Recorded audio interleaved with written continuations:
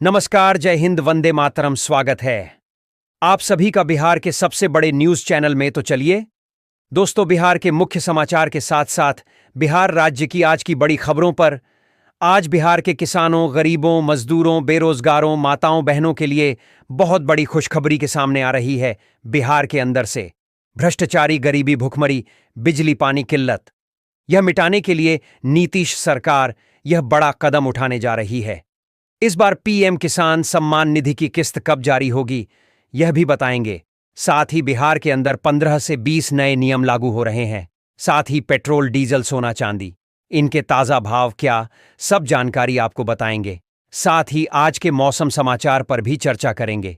साथ ही आज की बिहार के तमाम बड़ी खबरों के बारे में विस्तार से जानेंगे।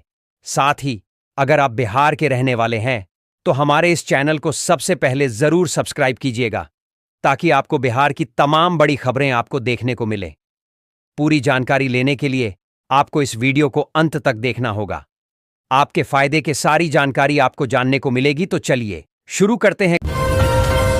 गया टाउन विधानसभा सीट पर भाजपा के प्रेम कुमार, कांग्रेस के अखौरी ओंकार नाथ और जन सुराज पार्टी के धीरेन्द्र अग्रवाल मैदान में है। बिहार विधानसभा चुनाव 6 और 11 नवंबर को 2 चरणों में होंगे। नतीजे 14 नवंबर को घोषित किए जाएंगे। नरेंद्र मोदी ने बिहार के एक जनसभा में युवाओं आय के रस सपनों को पूरा करने का वादा किया है। उन्होंने राज्य की शिक्षा, रोजगार और अवसंरचना सुधार पर जोर दिया तथा राहुल गांधी द्वारा छठ पर्व पर की गई टिप्पणी को सांस्कृतिक विरासत के प्रति अपमानजनक बताया। बिहार के मोकामा विधानसभा क्षेत्र में गोलीबारी का मामला सामने आया है। बताया जा रहा है कि इस गोलीबारी में आरजेडी के प्रमुख लालू यादव के करीबी और यादव महासंघ के अध्यक्ष दुलार चंद यादव को गोली लगने से मौत हो गई।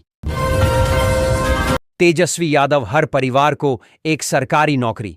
उन्होंने कहा है कि यदि उनकी पार्टी सरकार बनी तो प्रत्येक परिवार में कम से कम एक को सरकारी नौकरी मिलेगी। तेजस्वी यादव 200 यूनिट तक बिजली निःशुल्क। उन्होंने वादा किया कि हर घर को 200 यूनिट तक बिजली मुफ्त मिलेगी।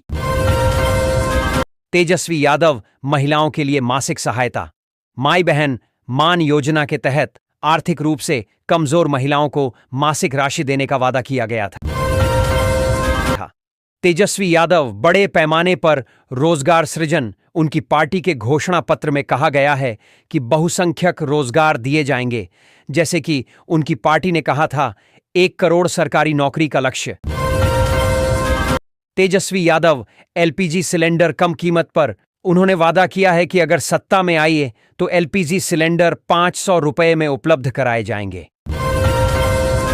तेजस्वी यादव नए हवाई अड्डे और अवसंरचना, जैसे कि विधान में यह भी शामिल है कि बिहार में कई नए हवाई अड्डे बनाए जाएंगे। तेजस्वी यादव 20 महीनों में बदलाव का रोड मैप। उन्होंने कहा था कि सरकार बनने पर पहले 20 महीनों में 20 प्रमुख परियोजनाएं लागू की जाएंगी। भारत के छोटे और सीमांत किसानों के लिए इस बार दिवाली की खुशी दोगुनी होने वाली है। प्रधानमंत्री किसान सम्मान निधि पीएम किसान योजना की 21वीं किस्त का पैसा त्योहार से पहले ही किसानों के खाते में आने वाला है। साल 2019 से चल रही यह योजना लाखों परिवारों के लिए बड़ा सहारा बन चुकी है। सरकार की तैयारी है कि अक्टूबर 2025 में यह किस्त सीधे किसानों तक पहुंच जाए। तेजस्वी यादव इस वक्त बिहार में राजनीति 22 केंद्र दर में है, क्योंकि आगामी विधानसभा चुनाव में उनका चेहरा महागठबंधन का प्रमुख माना जा रहा है।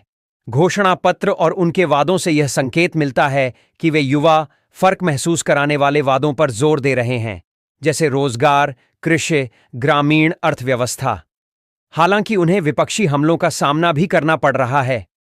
उनकी योग्यताओं, पिछली सरकारों में उनके दल की भूमिका और राजनीतिक रणनीति पर सवाल उठाए जा रहे हैं।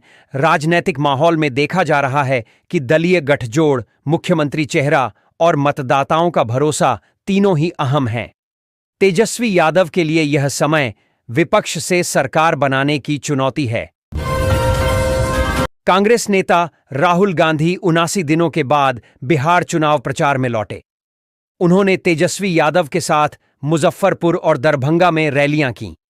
उनकी वापसी से महागठबंधन में उत्साह है, पर कुछ सवाल भी उठ रहे हैं।